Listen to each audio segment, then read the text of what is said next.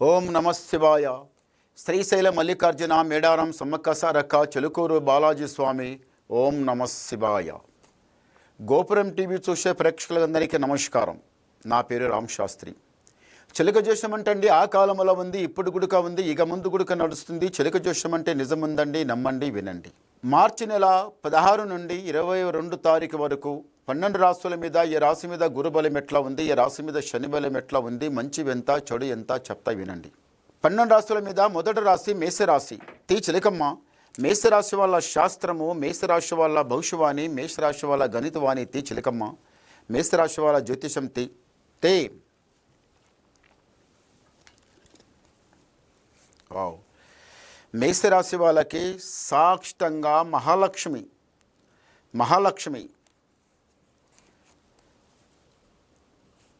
మేషరాశి వాళ్ళకి కొంచెం కోపం అనేది కొంచెం కంట్రోల్లో పెట్టుకొని నిదానంగా ఉంటే చాలా బాగుంటాయి. ఎలాంటి పరిస్థితి వచ్చినా, ఎలాంటి ఆపద వచ్చినా, మంచి వచ్చినా, చెడు వచ్చినా, కష్టం వచ్చినా, నష్టం వచ్చినా, దుఃఖం వచ్చినా, సుఖం వచ్చినా కోపం కంట్రోల్లో పెట్టుకోండి. కోపం చాలా తగ్గించుకోవాలి, కోపం చాలా వదిలిపెట్టాలి. కోపం అనేది ఉండవద్దు. ఇది ఉండకపోతే చాలా బాగుంటుంది. ఈ రాశి వాళ్ళకి, మేషరాశి వాళ్ళకి జ్ఞానం, తెలివి చాలా బాగుంది. సామాన్యంగా ఒకరి మాట మీరు నమ్మరు. మీ మాట మీది, మీ గుణం మీది. మీకు నచ్చింది చేస్తారు, నచ్చంది వదిలిపెడతారు.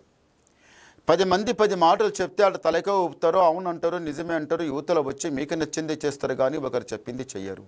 ఎందు గురించి అంటే ఈ రాశి వాళ్ళకి, మేషరాశి వాళ్ళకి జ్ఞానం, తెలివి చాలా బాగుంది. జ్ఞానం, తెలివి అంత మంచిగా పెట్టుకొని ఇలాంటిది కోపం తాపం పెట్టుకుంటే ఆ తెలివికి, ఆ కోపానికి ఏమైపోతుందంటే చాలా ఎక్కువ. అది కరెక్ట్ కాదు. అమృతానికి విషానికి కలవదు.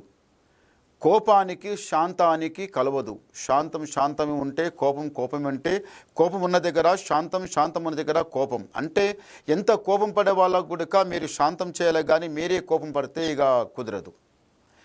ఎప్పుడు మీరు ఏం ఆలోచిస్తారంటే ఈ మేషరాశి వాళ్ళు మన ఇంటి లోపల ఉన్న వాళ్ళము, చిన్న పెద్ద అందరూ ఒకటే ఐకమత్యంగా నడవాలి. మెట్టు దాటాలి, పై మెట్టు లెక్కాలి. మెట్టు దాటాలి, పై మెట్టు లెక్కాలి. నాకన్నా వెనక పడ్డవాళ్ళు, ఎక్కడో పడ్డవాళ్ళు, ఎక్కడో ఉన్నవాళ్ళు, వాళ్ళు ఒక్కొక్క మెట్టు దాటి ఎక్కడో వెళ్ళిపోతున్నారు. మనం ఎంత ఉన్నాం అంతే ఉన్నాం కదా, పై మెట్టు లెక్కేది ఉందా లేదా అని చాలా ఆలోచిస్తున్నారు.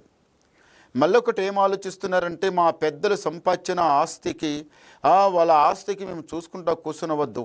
వాళ్ళు సంపాదించిన 10 రూపాయలకి మనమే చూసుకుంటా కూర్చుంటే అది రావాలి, మనకు రావాలి, మేము ఖర్చు చేయాలి, ఎంజాయ్ చేసుకోవాలి, పెద్దల ఆస్తి ఖర్చు చేసుకోవాలనేది ఉద్దేశం మీకు ఉండదు.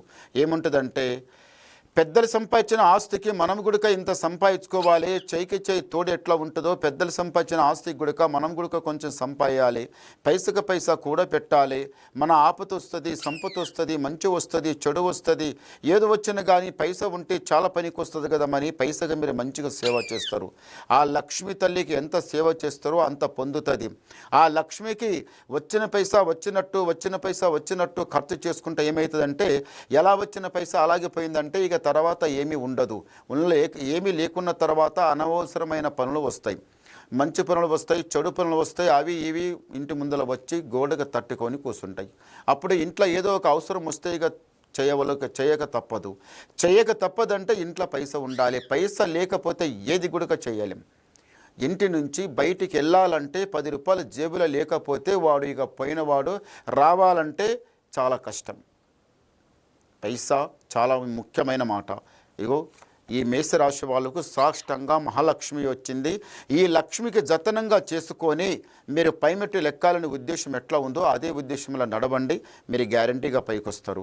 మళ్ళీ ఒకటి ఏముందంటే ఇంట్లో ఉన్న వాళ్ళం చిన్న పెద్ద అందరూ ఒకటే ఐకమత్యంగా నడవాలి, మెట్టు దాటాలని మనసులో ఎప్పుడో ఉందో అలాగే చేయండి, మంచి జరుగుతుంది. మళ్ళీ ఒకటి ఏమిటంటే ఇంతవరకు దారిద్ర్య గడియ ఇంటికి చాలా చెడ్డగా సతాయిచ్చింది. ఎలా సతాయిచ్చిందంటే రామా వనవాసం తిన్నారు. ఎలా వచ్చిన పైసా అలాగే ఆపతి, సంపత్తి, ఆరోగ్య నష్టం, ప్రాణ నష్టం, చాలా చెడ్డు వచ్చి చాలా కష్టపెట్టింది. ఇగో నిండా మునిగి తినే వాళ్ళకి చలి ఉండదంటారు. కష్టాలు నష్టాలు వేగి మీరు బయటకు వచ్చిండ్రు. అలా ఏగి వచ్చిన తర్వాత మళ్ళీ ముందల గుడిక ఎలాంటి కష్టం వచ్చినా మీరు భయపడరు. ఇదంతా చూసిందేలే, ఇదంతా చేసిందేలే, మేమంతా ఇది పైసా సంపాదించింది, పైసా పోగొట్టింది, కష్టం వచ్చింది, నష్టం వచ్చింది, అన్నీ చూసుకుంటా వచ్చినాం కదమని ఇట్లా ఏదైనా దరిద్రం ఉంటే ఇట్లా వదిలిపెడతారు, అది బాగానే చాలా మంచిది. ఇప్పుడు ఏముందంటే మీకు ఈ మేషరాశి వాళ్ళకు ఏ పని చేసినా తొందర పడకండి, నిదానం చేయండి. ఆ శ్రీమన్నారాయణ వేడుకొండల మెట్లు మీరు లెక్కి రండి, జయం జరుగుతుంది, లక్ష్మి కొడుతుంది. లక్ష్మి మంచిగా ఒక్కొక్క మెట్టు లెక్కే అవకాశం వచ్చింది. ఇప్పుడు కొన్ని రోజుల నుంచి ఇంటి మీద జర దరిద్ర ఘడియ దృష్టి కన్ను చాలా చెడ్డగా నడుస్తుంది. దాని వలన ఒకటి అనుకుంటే ఒకటి అవుతుంది, చేపెట్టిన పని కలిసి రావటం లేదు.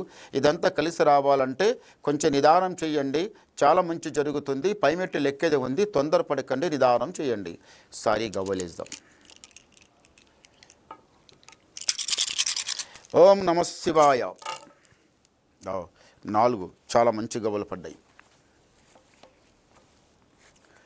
మేషరాశి వాళ్ళకి ఆదాయం 2, యాయం 14, రాజపూజ ఫలం 5, అవమానం 7. చూశారా, గురుబలం కన్నా శని బలం మంచి స్థానం దొరికింది. శనికి 7వ స్థానంలో పోయి కూర్చున్నది.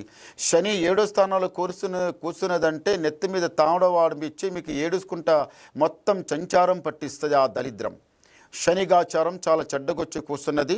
తొందరపడకండి, నిదానం చేయండి, చాలా మంచి జరుగుతుంది. ఇంకేమైనా మీకు డౌట్ ఉంటే అడగాలంటే అడగండి, మీ డౌట్ క్లియర్ చేసేస్తా, మొత్తం చెప్పేస్తా. నమస్కారం.